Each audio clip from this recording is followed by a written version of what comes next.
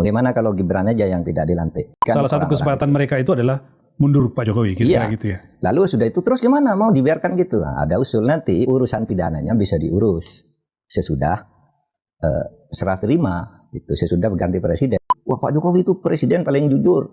Misalnya apa? Iya. Buat Anda ini prinsip meskipun Anda ditentang orang. Oh iya, enggak apa-apa. Sejak dulu sudah selalu ada yang begitu. Saya tidak keberatan dan itu bagus saja gitu. Pak Mahfud itu bilang begitu karena kalah 16%. Ya enggak apa-apa dibilang gitu. Saya kan sudah lebih dulu mengatakan bahwa saya hanya 16%. Saya termasuk low bat kan gitu. Enggak apa-apa. Saya sendiri yang mengatakan itu gitu. Karena ini prinsip bagi saya, demokrasi masa depan. Masa depan konstitusi dan penegakan hukum kita. Semua orang harus membangun citra agar negara ini baik. Tetapi citra itu citra yang benar, bukan citra palsu.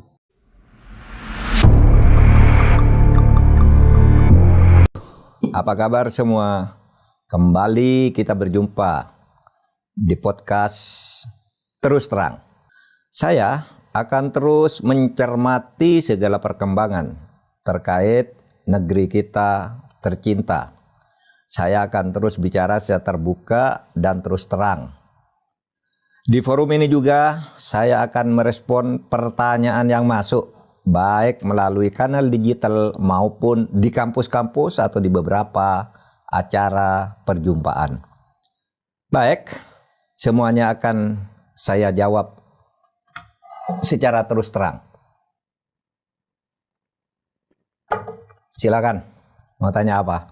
Pak Mahfud, seperti yang Bapak sampaikan tadi, hari ini adalah hari-hari di mana kita berada dalam penghujung pemerintahan Pak Jokowi. Ya. Seperti yang Bapak sampaikan tadi, tersisa kurang lebih sekitar 26-27 hari lagi, Presiden Jokowi akan menjadi warga negara biasa, Pak. Dan setelah itu, Prabowo Subianto akan dilantik menjadi Presiden Indonesia tanggal 20 Oktober. Tetapi ada yang menjadi catatan saya, Pak Mahfud. Mungkin inilah periode kepresidenan di mana di masa-masa akhir jabatannya, Presiden yang oleh publik, oleh rakyatnya sendiri, meskipun tidak semua ya, mendapat kritikan, sindiran, bahkan maaf, terkadang cacian dari publik. Begitu kerasnya. Di media sosial misalnya, terutama kita lihat hampir saban hari, Pak, mendapatkan pernyataan video atau meme yang nadanya menertawakan, atau bahkan mencemooh Pak Jokowi, termasuk keluarganya. Nah, itu terjadi di beberapa tempat, bahkan di dunia kampus. Saya nanti akan menunjukkan ke Bapak beberapa video yang memperlihatkan itu. Tentu saja kita tidak pungkiri bahwa muncul pula apresiasi dan pujian terhadap Pak Jokowi yang tidak sedikit sebagai presiden yang sudah 10 tahun memimpin dan membangun Indonesia. Pertanyaan saya kepada Pak Mahfud, segala kritik, cercaan, cemoohan publik pada Presiden Jokowi ini menunjukkan apa? Ini fenomena apa, Pak? Ya, seperti saya katakan pada beberapa episode sebelumnya, ini karena sudah keterlaluan kerusakan yang dibuat terutama di bidang demokrasi dan konstitusi gitu ya, tanpa menghilangkan prestasi-prestasi yang telah dibuat. Sehingga keterlaluan ini seperti dikatakan sahabat saya Pak Rias Rasid dalam sebuah podcast itu, kita tidak tahu bagaimana memperbaiki yang sudah rusak terlalu jauh ini. Yang tersisa dari agenda reformasi, dari semangat reformasi itu sudah tidak ada di zaman akhir Pak Jokowi ini. Gitu. Ini menurut saya sih, ya bukan, kan ada yang mengatakan itu seperti terjadi kehancuran akhlak ya. Menurut saya ini bukan kehancuran akhlak. Iya, saya juga ingin bertanya begitu. Apakah ini kehancuran akhlak atau justru kita mendapat gambaran bahwa di akar rumput sejatinya rakyat juga paham apa yang dilakukan oleh seorang presiden atau elit negeri ini, Pak? Iya, ini rakyat paham. Tetapi dulu kan selalu dibangun counter ketika rakyat akan menyampaikan kritik, dibangun counter dengan semacam pendapat-pendapat tandingan yang emosional gitu ya. Sehingga apa yang terjadi sekarang ini menurut saya bukan kehancuran akhlak, tetapi perlawanan secara nahi mungkar. Orang berjuang itu kalau menurut agama kan ada amar ma'ruf, itu memberi nasihat yang baik-baik. Nah tapi sekarang orang sudah melakukan nahi mungkar karena yaitu tadi sudah melewati batas di dalam merusak demokrasi. Kita tahu pemerintahan sebelumnya samalah kalau mau lakukan apapun silakan karena dia punya hak sesudah terpilih, tapi tidak ada yang sampai merusak demokrasi dan konstitusi kita. Sehingga sekarang demokrasi, konstitusi termasuk penegakan hukum? Tentu ya, penegakan hukum itu kan bagian dari pelaksanaan konstitusi ya. Konstitusi itu kan hukum yang tertinggi. Ke bawahnya kemudian yaitu menjadi lebih rusak. Nah itu yang saya lihat sekarang ini. Nah Pak Mahfud, berkaitan dengan itu yang saya bilang tadi, saya tunjukkan coba ke Bapak satu video yang viral dalam sepekan terakhir Pak. Ini kita lihat bersama Pak, ini videonya di sebuah kampus, sebuah wisuda di perguruan tinggi swasta di Garut, Jawa Barat. Lalu si wakil wisudawan menyampaikan sambutan dan itu dalam tanda petik mencaci maki Pak Jokowi dan keluarganya. Kita lihat Pak. Jokowi di usia kita hanya mampu menjadi tukang kayu sebelum akhirnya sekarang mampu menebang kayu. Jack Ma di usia kita belum menjadi siapa-siapa. Artinya apa teman-teman? Di usia kita gak ada satupun manusia yang berhasil sukses secara instan kecuali kalau bapaknya presiden.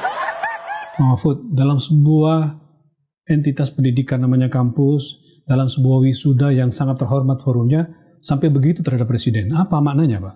Ya itu karena sudah keterlaluan dan ini memprihatinkan. Karena di kampus itu ada sebuah tradisi akademik, ya tidak boleh mencaci maki di dalam forum-forum tertentu. Forum tertentu itu misalnya wisuda, pengukuhan guru besar, sidang senat terbuka, itu tidak boleh ada caci maki seperti ini. Nah sekarang orang maki-maki sudah di kampus, di forum-forum guru besar, di wisuda kayak gini. Nah ada di wisuda orang sampai boleh memaki-maki begitu. Itu kan satu acara yang hikmat. Di luar acara protokol yang sangat ketat, penuh wibawa keilmuan wisuda itu mungkin hanya boleh menyanyikan satu lagu kenangan wisudawan yang sangat mendalam gitu ya. Itu pun di akhir. Ini pidato resmi, bisa mencaci maki seorang presiden. Di kampus-kampus sekarang begitu, karena kalau di kampus guru besar itu ngomong lalu ditandingi dengan omongan lain gitu, sehingga sopan santun menjadi turun dan ini harus dibersihkan pada masa mendatang dari dunia akademik kita ya. Dalam skala yang lebih berbeda mungkin sedikit agak berbeda dibanding yang keras sekali tadi di wisuda di Jawa Barat itu. Wisuda di UGM dan di UI pun bulan lalu juga menunjukkan gejala yang hampir sama Pak. Meskipun ini tidak langsung kepada Pak Jokowi. Ketika para wisudawan atau sejumlah orang itu dari kalangan generasi Z itu Gen Z secara tiba-tiba membentangkan gambar peringatan darurat Pak Mahfud. Yang sedikit banyak itu mengarah kepada presiden. Dan disaksikan oleh ribuan orang yang Anda sebut sebagai forum terhormat. Ini ada Pak wisuda di UGM maupun di UI. Kita lihat Pak.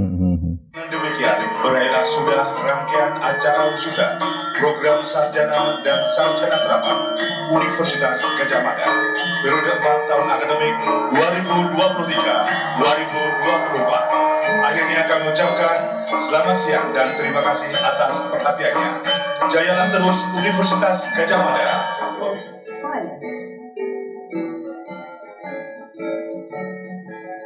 Ini UI ya? Ini UI. Yang tadi UGM. Ya. Yang pertama tadi itu wisuda di Universitas Gadjah Mada, yang kedua di Universitas Indonesia. Suasana resmi syahdu gitu ya, itu tiba-tiba muncul yang seperti ini kan nggak pernah terjadi Pak? Nggak pernah terjadi. Dulu di kampus sering banyak protes, teriak-teriak, tapi di luar, di lapangan, memang khusus acara aksi.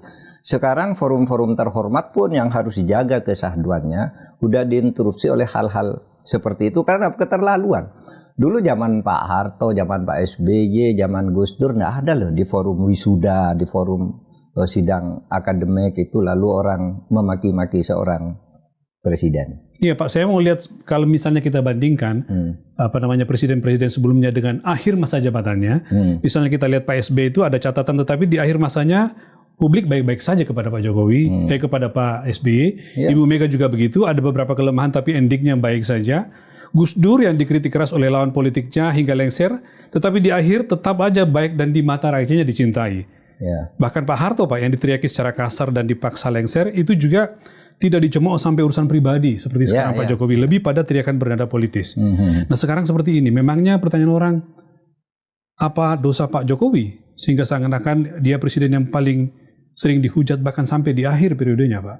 Ya saya tetap dengan segala hormat, Pak Jokowi itu presiden pilihan rakyat yang sudah banyak berprestasi ya bagi bangsa ini. Pak Mahfud mengakui itu ya? Saya mengakui berkali-kali. Dan itu terlihat tapi dia itu berlebihan. Dari berlebihan membangun kekuasaannya itu sehingga dia seakan-akan raja gitu loh. Setiap omongannya itu lalu dipaksakan seakan-akan benar. Setiap pikirannya meskipun spontan lalu dianggap sebagai itu program negara.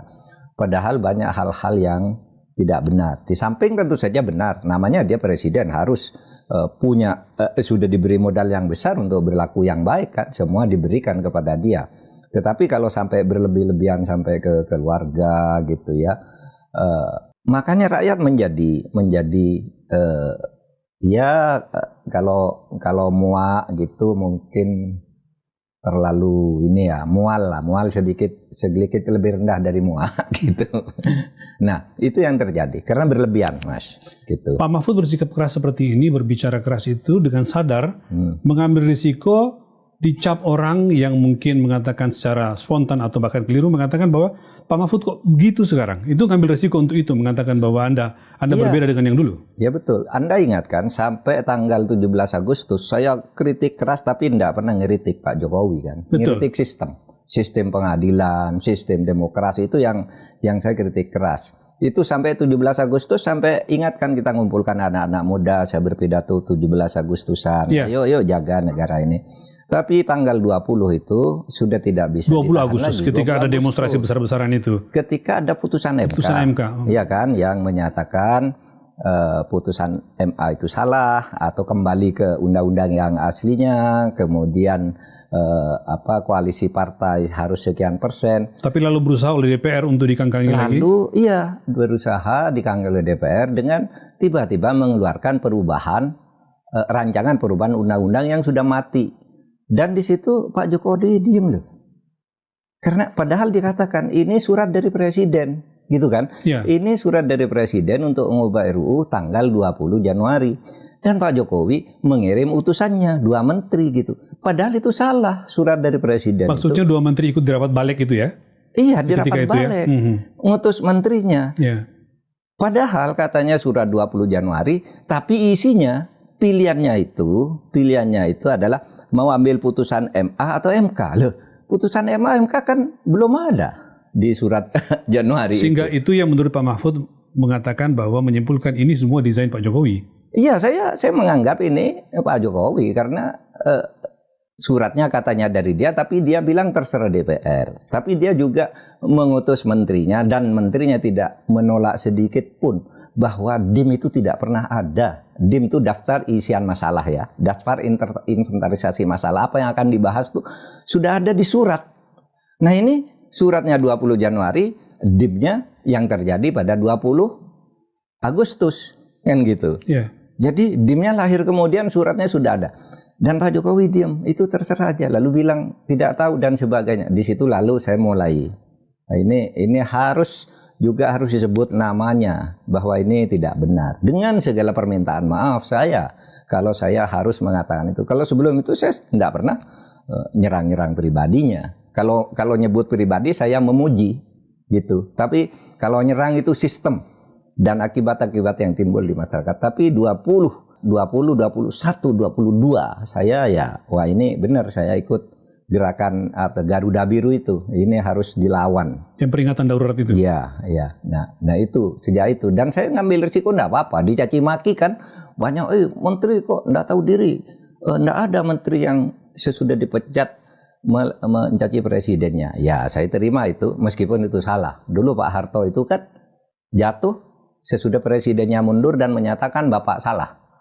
Ingat ada 14 menteri mundur itu ya. Bapak salah, harus mundur kan gitu. Lalu dikoreksi kesalahan-kesalahannya oleh para menterinya juga ketika membuat TAP MPR kan banyak menteri di situ. Jadi buat Anda ini prinsip meskipun Anda ditentang banyak orang. Oh iya, enggak apa-apa. Sejak dulu sudah selalu ada yang begitu. Saya tidak keberatan dan itu bagus saja gitu. Pak Mahfud itu bilang begitu karena kalah 16%. Ya enggak apa-apa dibilang gitu. Saya kan sudah lebih dulu mengatakan bahwa saya hanya 16%. Saya termasuk low bat kan gitu.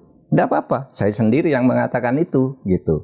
Karena ini prinsip bagi saya, demokrasi masa depan konstitusi dan penegakan hukum kita. Prof. Mahfud, kalau itu tidak bisa membuat Anda menahan diri untuk tidak mengkritik, pertanyaan saya, memangnya seberapa bahaya bila perusahaan demokrasi, perusakan konstitusi atau penggunaan hukum sebagai alat politik itu tidak Anda protes secara keras? Satu, risikonya negara bisa bubar. Karena kesetiaan dan nasionalisme itu akan luntur kalau negara dipimpin dengan tidak adil. Atau yang kedua, negara akan menjadi negara totaliter yang sangat berbahaya. Dan berbahaya, dan pada akhirnya negara totaliter itu akan menghancurkan dirinya sendiri. Itu semua ya, perpecahan bangsa karena terjadi pembangkangan, kemudian atau munculnya totalitarisme, itu bertentangan dengan sumpah dan niat ikhlas para pendiri negara ketika mendirikan negara ini, yang sudah memberi banyak kemajuan kepada kita, lalu mau dirusak begitu saja hanya karena kesalahan orang atau ketidaktahuan orang atau ambisi orang yang berlebihan. Saya kira itu pengkhianatan terhadap itu. Oleh sebab itu ya, kita semua mari bergerak baik. Sesudah itu kesantunan dibangun kembali. Sesudah terjadi pergantian pemerintahan secara baik, kita bangunlah kearifan budaya kita di dalam bergaul dan menegakkan kebenaran, membangun kampus yang lebih beradab. Sekarang sudah rusak tradisi akademik istilahnya. Ada istilah tradisi akademik, ada budaya akademik. Itu di kampus itu bagus sekali dulu. Nah sekarang rusak semua. Karena kalau ada suara bagus, lalu tiba-tiba muncul suara perlawanan yang terkesan meskipun tidak bisa dibuktikan, disponsori atau di backup gitu, untuk melawan suara-suara yang objektif tuh. Dulu kalau kampus sudah bicara itu, Pak Harto sekalipun gitu, nggak bilang ya sudah ini demokrasi kan orang boleh beda pendapat. Kalau hanya berbicara begitu nggak arif gitu, nggak arif. Pak Harto dulu nggak pernah loh. Anda merasa itu terjadi karena ketakutan orang kepada pemerintah, kepada presiden, sehingga berbeda pandangan itu sebagai sesuatu yang dijaga betul oleh kampus? Ya, yang mana yang ketakutan orang? Orang kampus ya, maksudnya? Kampus itu, ya. Ya kalau di kampus itu kan punya prinsip, dia punya kewibawaan akademik. Orang kampus itu boleh salah ngomong, tapi tidak boleh berbohong dalam ngomong. Ada etikanya. Ya. Nah sekarang di kampus sudah terjadi seperti itu, bisa karena takut, bisa karena ingin mendapat sesuatu, bisa karena dicengkram. Kan sekarang kampus-kampus itu kan ditentukan dulu tuh siapa yang mau jadi rektor, kalau ini setuju enggak sih pusat gitu. Lalu akhirnya kampus menjadi lembaga politik. Orang pemilihan rektor itu pakai tim sukses. Pakai tim sukses loh. Kalau saya jadi kamu PR1-nya kamu dekan. Di masa Anda itu tidak pernah terjadi. Tidak pernah terjadi tim sukses begitu. Ya orang milih saja gitu, mengelompok biasa, saya dukung ini. Pak Mahfud pernah menjadi wakil rektor kan, sampai pimpinan perguruan tinggi kan, tidak ada praktik seperti itu dulu. Tidak ada. Pak, sekarang saya mengajak Bapak untuk berbicara, karena kan di luar kritik keras publik termasuk Pak Mahfud kepada Presiden Jokowi, kan juga harus kita akui bahwa ada tidak sedikit juga orang memuji Pak Jokowi ya, termasuk para pengamat misalnya. Apa komentar Pak Mahfud dengan pujian-pujian terhadap Pak Jokowi itu? Tidak apa-apa, kita pun kan sering memuji dulu. Saya juga sering memuji dulu kan, ini bagusnya pemerintahan, sangat santun, sangat merakyat. Itu yang saya katakan, saya melihat itu sekurang-kurangnya sampai bulan April tahun 2022 ya. Jadi saya memuji juga sisi itu yang puji Pak Jokowi ya, di sisi iya, itu yang saya saksikan. Pak Jokowi sangat sangat santun ya. Itu harus dipuji juga. Prestasi-prestasinya juga harus dipuji tentang infrastruktur dan sebagainya. Jadi fair Bapak memuji itu? Saya fair memuji. Saya fair memuji. Tapi sejak tanggal 20 Agustus, terutama tanggal 21 itu, rasanya enggak bisa lagi saya ini. Anda harus bersuara keras untuk... Harus bicara orang sekarang. Bukan sistem, bukan rezim. Terlepas apa penilaian orang terhadap Bapak ya? Ya enggak apa-apa. Sejak dulu kan saya sudah begitu, selalu kontroversi. Saya jadi Menhan aja sudah dihantam dari kanan kiri, saya biasa aja. Gitu, apalagi cuma sekarang yang kayak gini ya.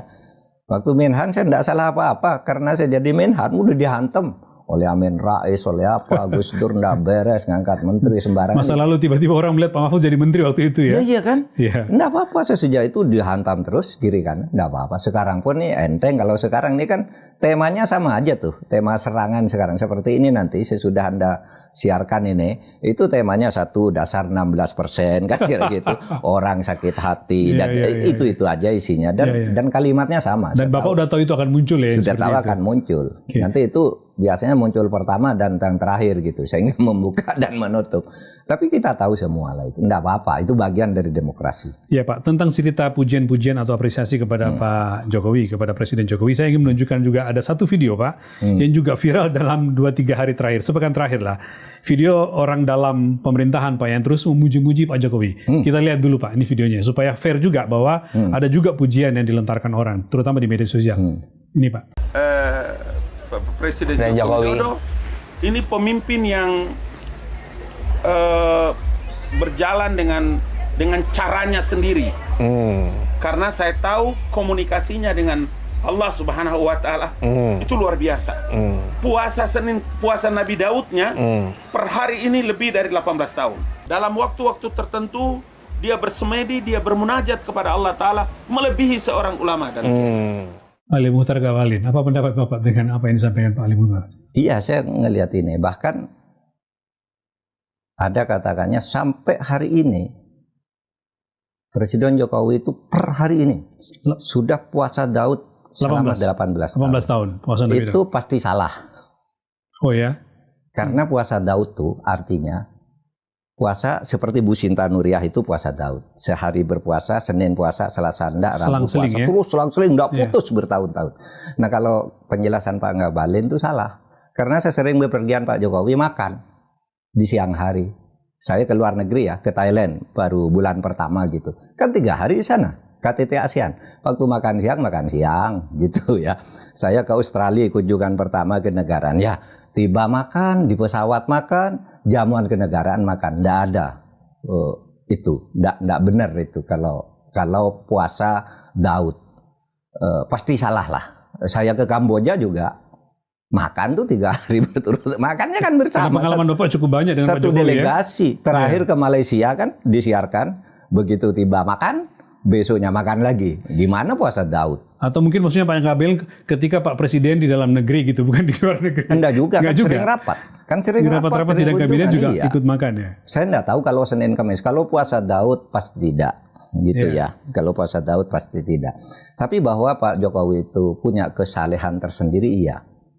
Sholatnya terjaga. Selama pergi dengan Bapak saya menyaksikan waktu KTT ASEAN gitu, ketika KTT ASEAN Plus para kepala negara dari G20 berkumpul, karena plusnya itu ASEAN ditambah G20 kumpul kan, dari Amerika, dari Rusia, semuanya kumpul di situ. Nah pada saat acara sedang serius, Pak Jokowi keluar. Saya karena orang kedua dari delegasi, saya diminta oleh Bu Retno, Menteri Pak, ke depan. Lah kenapa sih? Pak Presiden sholat, artinya dia jaga sholat.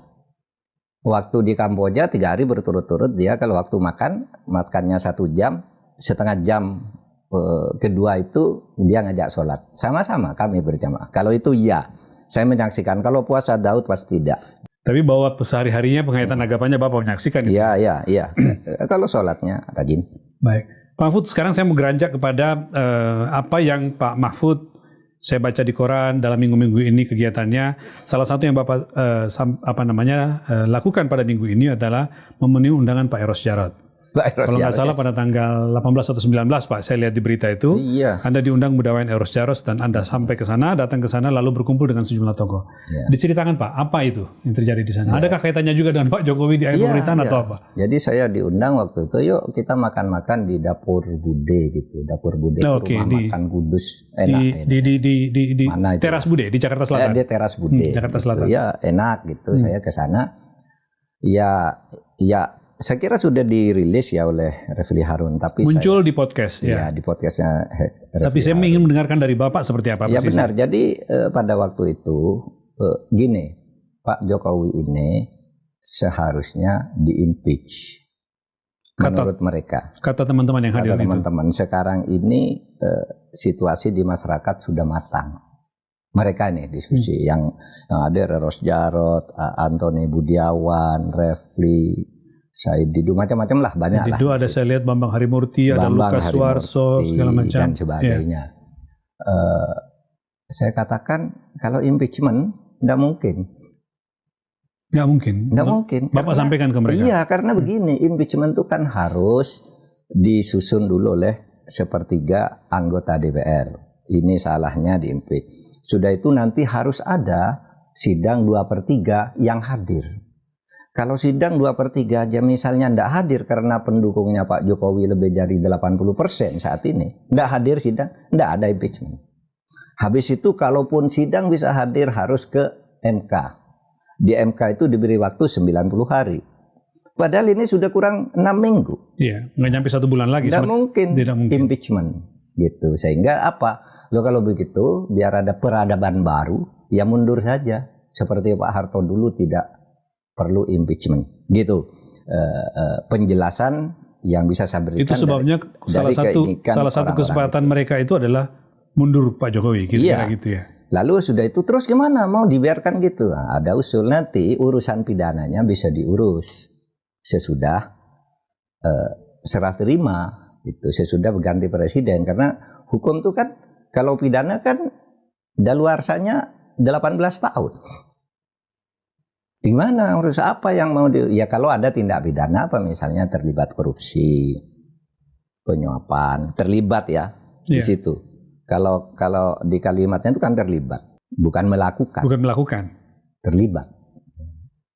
Nah, penyuapan dan sebagainya, dan apa misalnya materi utamanya, saya kira di dalam pelaksanaan undang-undang anggaran dan keuangan negara itu sudah diuraikan oleh Pak Antoni Budiawan dengan sangat jelas, juga oleh Gatot Nurmantio, di mana pelanggaran-pelanggaran pidananya. Tapi waktu itu kan ditutup terus, begitu ini dijelaskan. Nah itu besok dibuka pelan-pelan, bukan karena dendam, ini membangun peradaban ke depan.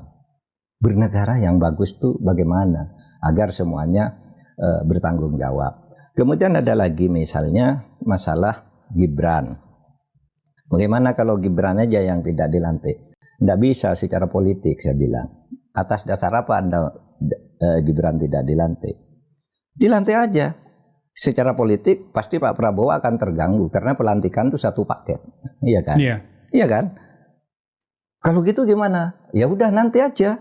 Sesudah dilantik baru diambil langkah-langkah. Itu kata Pak Mahfud ke teman-teman itu, ke mereka. Ya mereka semua bicara begitu akhirnya. Okay. Tapi saya katakan jangan mengganggu Pak Prabowo, biar dilantik aja dulu. Nanti sesudah itu kita hitung-hitungan gitu tentang ini. Istilahnya ya membuat negosiasi baru untuk membangun keadaban kita di dalam bernegara itu. Ada lagi yang muncul di situ. Hati-hati. Tanggal 16 Oktober ini akan ada pemilihan ketua MA. Oh iya betul. Nah ini sudah ada yang mengatakan ini sudah lakukan pendekatan seseorang kemarin yang mengadili Kaisang yang vonisnya tidak masuk akal itu sekarang mendapat dukungan dari tanda petik, saya tidak tahu benar atau tidak, kelompok pendukung istana. Hati-hati agar kedepannya MA, Mahkamah Agung itu lebih baik. Karena bagaimanapun putusan tentang Kaisang itu sampai sekarang itu tidak ada yang menjelaskan dari Mahkamah Agung. Entah hakimnya, entah jubirnya. Hanya jawabannya hakim itu independen, tidak boleh diganggu-gugat. Kan gitu. Padahal itu salah gitu. Nah kalau begitu ini apa? Moral. Iya kan? Permainan politik. Nah sangat bahaya kalau hukum itu dijadikan political trade-off. Ya, untuk hal-hal yang menyangkut kepentingan publik. Itu juga udah mulai muncul sekarang. Itu poin ketiga. Tanggal 16. Tanggal 16 Oktober ini Pak ya? Pemilihan karena Pak Syarifuddin lahir tanggal 17 Oktober. Okay. Jadi publik harus mencermati nih proses pemilihan ketua MA nih Pak ya? Harus mencermati. Ada banyak kepentingan di situ ya? Ya itu yang muncul di diskusi itu. Kan mereka ahli-ahli semua tuh. Saya sih datangnya agak terlambat juga. Saya kan inginnya soft landing, tapi Anda tahu soft landing itu artinya lalu dibiarkan gitu aja. Jogja juga menolak, terus yang ini juga menolak. Nah, saya pengen dengar Pak. Jadi kayak semacam ada frekuensi yang sama antara pertemuan yang Bapak hadiri di Jakarta di tempat Pak Eros dengan pertemuan yang Bapak juga hadiri di Jogja ketika di Jogja di kediaman Mas Butet Katarajasa. Apa yang Bapak cermati dari dua pertemuan itu? Kalau Jogja seperti apa? Semangatnya sama. Kita kalau Jogja itu tidak boleh kita menyalahgunakan, membelokkan maksud luhur dari mikul dhuwur mendem jero. Oh, seperti yang Bapak sampaikan minggu lalu itu ya. Itu saya katakan itu yuk kita mikul dhuwur mendem jero, begitu selesai. Mereka enggak setuju. Enggak. Pak Mahfud, sebelum ke situ Pak, saya potong. Kami kebetulan dapat videonya Pak. Kami cari yang Bapak katakan bahwa mungkin bisa ditayangkan. Kami coba mencari dan ada potongan pernyataannya Pak. Okay. Kami mau tunjukkan ke Bapak, nanti Bapak menjelaskan itu apa. Ini Pak, ini teman-teman videonya, teman-teman yang hadir di Jogja ketika itu di tempat Mas Butet. Jokowi bisa membuang diri selama ini dengan mengatakan ini semuanya permainan politik yang membuat saya begini. Undang-undang perampasan aset kan ya karena partai politik nggak mau nyelesain. Itu kan dia bikin dengan wawancara gimmick gitu kan yang dimuat oleh Tempo itu. Draft itu udah ada dari lama, nggak pernah dilempar. Pak Mahfud yang maksain lempar ke DPR di akhir-akhir. Nah, maksud saya adalah mendemystifikasi Jokowi itu untuk mengatakan dengan segala label yang dipakai selama ini, label kesederhanaan, saya itu sudahlah lipstick semua tuh. Dia tahu negara ini sedang bermasalah dan dia taruh anaknya dengan secara bermasalah. Orang yang nggak mikir betul nasib negara itu. Setelah dia meninggalkan jabatannya, itu kan juga pada saat yang sama meninggalkan kerusakannya. Kita tidak hanya berhadapan dengan persoalan nepotisme kok. Hampir semua proses-proses itu dilanggar semua. Kemudian juga politik bansos dan lain sebagainya itu apa ya nantinya selamanya akan dianggap sebagai hal yang biasa. Kan tidak mungkin, Pak. Pak Mahfud bisa menjelaskan. Kalau tadi itu yang pertama Zainal Arifin Mohtar, yang kedua itu Kusrido Ambardi, Dodi Ambardi, dan kalau nggak salah yang terakhir Profesor Markus, Guru Besar Fakultas Hukum. Ahli hukum pidana dari Gajah Mada. Apa Pak? Sebenarnya mengatakan saya tidak setuju manipulasi mendem jero. Oh, ini yang menyebutkan itu, menjelaskan soal mikul dhuwur mendem jero itu. Itu tidak boleh, itu manipulasi. Kedepannya kita tidak boleh mendem jero. Kalau untuk kepentingan publik harus kita angkat. Itu yang saya katakan. Mereka ingin agar ada proses-proses hukum pidana sesudah nanti Pak Prabowo mengambil alih. Tetapi tentu Pak Prabowo tidak harus mendorong itu, membiarkan saja kepada proses hukum. Kan sudah ada hukumnya.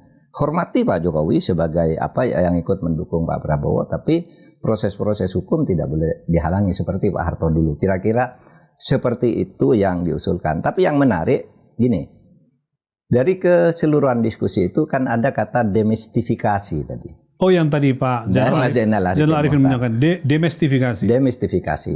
Pada yang lalu, podcast yang lalu saya bilang ada dua hal yang diusulkan sesudah Pak Prabowo memerintah. Ada dua komitmen yang harus dibangun. Satu, demos, bahwa demokrasi harus dibangun sungguh-sungguh. Yang kedua, balancing, ya, kekuasaan. Di situ dikatakan kalau ada suara rakyat itu jangan ditandingi suara rakyat, harus direspon dengan bagus. Seperti suara-suara kampus itu kadang kalau udah bagus gitu lalu dimunculkan tandingan oleh tangan-tangan tersembunyi, dan itu sebenarnya kita tahu siapa. Tapi yang ketiga yang ingin saya sampaikan sekarang itu kata demistifikasi. Demistifikasi itu artinya menjelenterkan, menjelaskan hal yang sesungguhnya dari tipu daya. Misalnya ada Dirty Votes itu ya, Dirty Votes film itu kan menjelenterkan. Tapi ada misalnya orang selalu menyebut keluarga Pak Jokowi itu sederhana, pakai sepatu Cipaduyut, pakai baju lungset dan sebagainya. Tapi ternyata punya tas-tas mewah, punya mobil mewah, ya kan keluarganya. Makan roti 400.000 gitu? Iya, roti 400.000 dan semua orang tahu bahwa itu bukan barang sederhana, bukan barang Cipaduyut. Dan foto-fotonya ada itu di ruangan ini, begitu banyak tas yang mahal-mahal, di sepatu gitu ya kan. Kan banyak itu yang muncul difoto di medsos. Artinya mungkin orang dalam juga kan yang melempar itu. Itu yang perlu dimestifikasi. Itu yang harus didemestifikasi agar orang tidak mudah ditipu oleh permainan politik yang pura-pura. Yang kedua misalnya, ekonomi di zaman Pak Jokowi tumbuh melompat. Oke, itu betul. Tetapi supaya diingat, ekonomi itu tumbuh secara linear. Sejak dulu enggak pernah. Kan dari setiap pemerintahan kan selalu ekonominya tumbuh. Oleh sebab itu pendidikan juga maju dari waktu-waktu. Bukan karena Pak Jokowi, itu linear aja. Sehingga saya pernah berteori begini. Di dalam teori pembangunan itu ada dua. Satu, teori linear yang mengatakan negara itu dipimpin oleh siapapun pasti maju sendiri.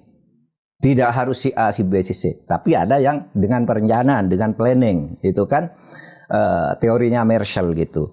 Di Indonesia misalnya hukum tentang IT, itu siapapun yang memimpin harus tumbuh. Karena dunia internasional pakai IT semua. Kontrak dan sebagainya. Kalau dulu pakai meter, sekarang enggak. Itu enggak, presiden siapapun, presiden sejahat apapun pasti tumbuh itu. Ekonomi juga. Seperti saya waktu diskusi di Singapura pada tanggal 4 Juli kalau enggak salah ya. Dengan para tokoh, Pak, di Indonesia itu modalnya untuk tumbuh 5 sampai 5,5%, Bapak tinggal lihat-lihat aja. Siapapun yang memerintah. Baru akan menjadi bagus 7,5 sampai 8 kalau bekerja sungguh-sungguh. Kalau Bapak duduk-duduk aja siapapun kalau 7,5 maksudnya pertumbuhan ekonomi. Hah? Maksudnya pertumbuhan ekonomi. Iya, karena modalnya sudah ada, dana kan jalan sendiri kan. Sumber daya alamnya, kemudian para sumber daya manusianya udah tumbuh sendiri. Gitu. Dengan Bapak lihat, apalagi kalau direncanakan dengan baik, pasti 7,5% itu mudah gitu. Sehingga bagi saya harus didemestifikasi juga kalau misalnya mengatakan bahwa demokrasi ekonomi melompat di bawah pimpinan enggak. Waktu Pak SBY juga melompat, semua sebelumnya melompat, berjalan terus lah. Pendidikan apalagi kan semakin banyak orang pintar, enggak ini Jadi artinya mundur. Dilihat secara realistis, Pak. Dilihat secara realistis, jangan dibesar-besarkan, didemestifikasi aja. Dikatakan jujur gitu. Wah, Pak Jokowi itu presiden paling jujur.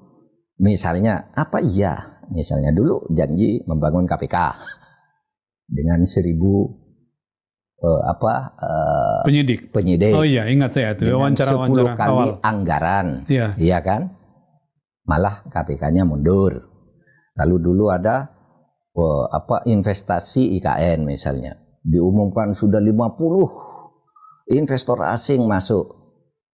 Sampai muncul di debat presiden, Capres-Cawapres katakan belum ada. Ada, buka aja di Google. Ternyata beberapa bulan sudah itu masih 0. Mungkin 2-3 hari ini akan ada ya. Minggu depan akan ada 2 atau 3 gitu. Baru akan 2-3 gitu. Itu kan dulu harus didemestifikasikan. Wah, itu bohong. Ada lagi misalnya ketika awal pemerintahan itu. Wah, sekarang katanya mobil SMK itu sudah 6.000 yang mesen. Padahal kemampuannya cuma berapa katanya? Sebulan cuma sekian. Kalau Mas Tommy mau mesen harus dari sekarang baru dapat 4 tahun kemudian katanya. Nah, sampai sekarang tidak ada satupun. Nah, yang seperti itu harus didemestifikasi, dijernihkan. Agar, maksud saya bukan untuk menjerumuskan orang dan untuk menghilangkan jasa. Tidak boleh menghilangkan jasa Pak Jokowi itu. Dia sudah membuat hal yang baik-baik bagi negara. Tapi tujuannya adalah membuat orang realistis melihat Pak Jokowi. Realistis dan membangun keadaban ke depan. Ya, membangun politik yang lebih beradab gitu. Karena dulu kita salah semua. Semua membesar-besaran Pak Jokowi ketika itu karena katanya mau dihadapkan dengan Pak SBY yang elitis harus dimunculkan oleh orang seperti Pak Jokowi. Lalu didramatisir semuanya. Jokowi adalah kita gitu ya waktu Jokowi itu ya. Dan semuanya. Sehingga bagi saya semua itu pencitraan kan?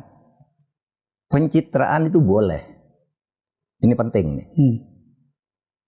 Kan ada orang, Pak, semua orang melakukan pencitraan. Boleh asal tidak bohong. Dulu saya pernah berdebat dengan Adnan Buyung Nasution ketika dia meluncurkan buku sesudah berhenti dari One Team Press itu. Lalu dia membuat satu tulisan, chapter gitu, bahwa Pak SBY itu melakukan pencitraan di dalam pemerintahannya. Itu Adnan Buyung. Saya kritik. Semua orang harus melakukan pencitraan, saya bilang. Saya juga melakukan pencitraan, Bang Buyung juga, semua. Pencitraan itu artinya apa? Membuat dirinya terlihat baik. Tapi jangan berpura-pura. Seperti Pak SBY itu tidak berpura-pura. Pencitraan itu kan tidak berpura-pura. Sepanjang realnya seperti ya, itu. Dia menjanjikan ini, tetapi tidak melakukan kebohongan di belakangnya. Saya juga ingin dicitrakan sebagai penegak hukum saya ini. Oleh sebab itu saya bekerja untuk hukum. Dan saya tidak berpura-pura untuk itu. Saya berani melakukan itu karena saya ingin meninggalkan citra yang baik. Anda sebagai wartawan kan ingin disebut wartawan yang bercitra profesional. Iya. Semua orang harus membangun citra agar negara ini baik.